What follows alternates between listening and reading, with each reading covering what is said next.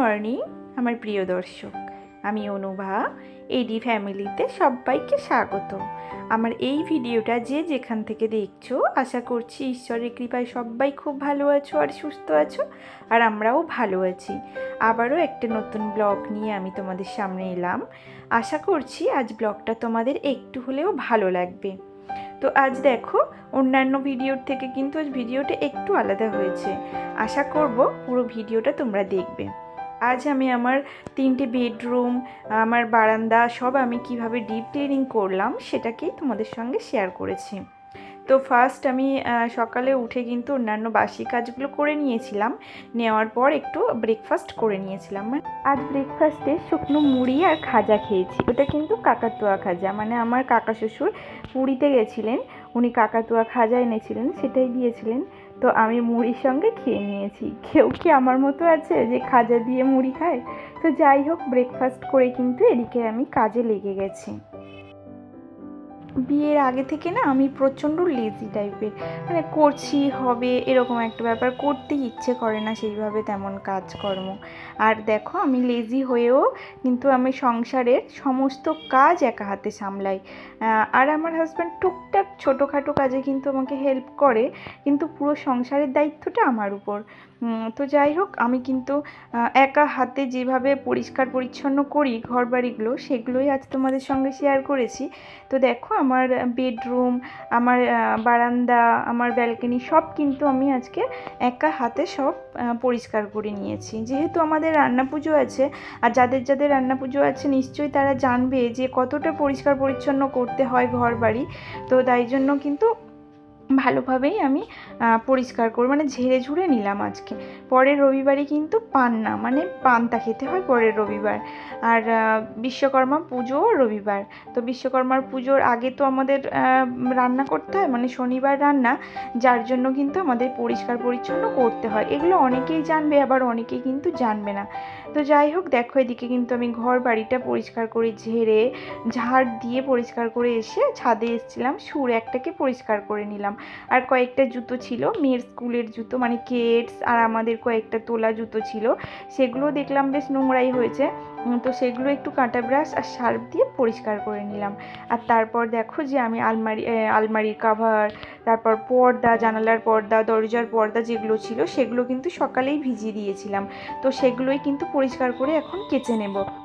আর আরও অনেক সকালে মেশিনেও কয়েকটা জামা কাপড় দিয়েছিলাম, তো সেগুলো না শুকিয়ে গেছে। তো আমার হাজব্যান্ডকে বললাম, আমার তো নোংরা গা হাত পা, তুমি একটু ওগুলো তুলে নিয়ে যাও। ওগুলো না তুলে নিলে না ছাদে মেলে দেওয়ার জায়গা হবে না। তো ওই জন্য ওগুলো তুলে নিয়ে গেল, আর এদিকে কিন্তু আমি সব পরিষ্কার করে কেচে নিচ্ছি। দুটো মশারি দিয়েছিলাম।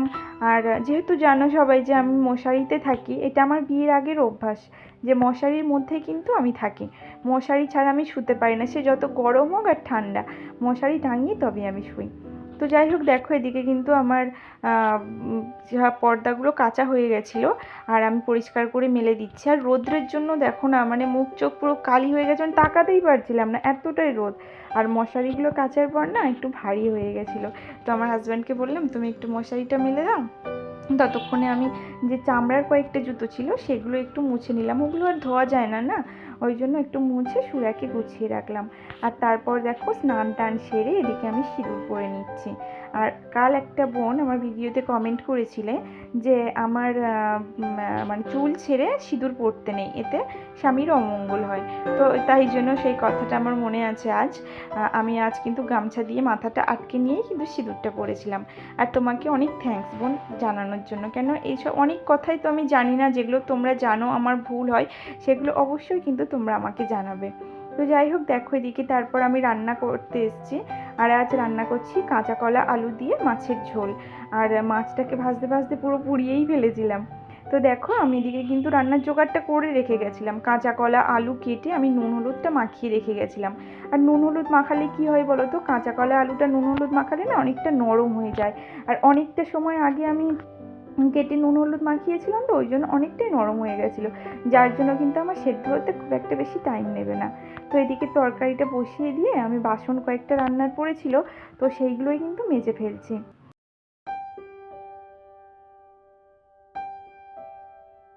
আর আজ রান্নাটা সেইভাবে কিন্তু তোমাদের সঙ্গে শেয়ার করিনি, শুধু তো কাঁচা কলা আলু দিয়ে মাছের ঝোল করেছিলাম আর একটু উচ্ছে ভেজেছিলাম। আর 1টা থেকে 1:30টার মধ্যে আমার হাজব্যান্ড আবার খেয়ে বেরাবে। আর এদিকে দেখো আমি রান্না বসিয়েছি কিন্তু তখন 12টা বাজে, তো ওই জন্য তাড়াহুড়াই করছিলাম একটু। তো দেখো আমার এদিকে তরকারিটা হয়ে গেছে, তরকারিটা ঢেলে নিলাম, তারপর কিন্তু উচ্ছে ভাজাটা বসিয়ে দেবো। আর আমার হাজব্যান্ড আজ হচ্ছে ইসিজি ইকো করতে যাবে। তো তোমরা সবাই জানো যে ওর শরীরটা ভালো না, ওই জন্য ওর এখন একটু ট্রিটমেন্টের প্রয়োজন আর কি। তো ওর এখনও সেইভাবে সুস্থ হয়নি, ওই জন্য ওর কিছু কিছু টেস্ট বাকি আছে, যার জন্য ইসিজি ইকোটা করতে হবে। তো এখনও ডক্টর চেক আপে যাবে আর কি পরশু দিন, তো ওই জন্য ইসিজি ইকোটা করতে গেছে। আর খেয়ে যেতে হবে, ওকে যে বেরোতে হবে ওই 1টা থেকে 1:30টার মধ্যে। তো আমি তাই জন্য একটু তাড়াহুড়া করেই রান্নাবান্নাটা করছিলাম। তো দেখো এদিকে রান্নাবান্না কমপ্লিট হয়ে গেছে, সেইভাবে কিছু রান্না হয়নি আজ। তো ওই জন্য তাড়াতাড়ি করেই রান্নাটা হয়ে গেছিলো, মানে একদিকে আমি তরকারি বসিয়ে একদিকে ভাতটাও বসিয়ে দিয়েছিলাম, যার জন্য একটু তাড়াতাড়ি হয়েছে।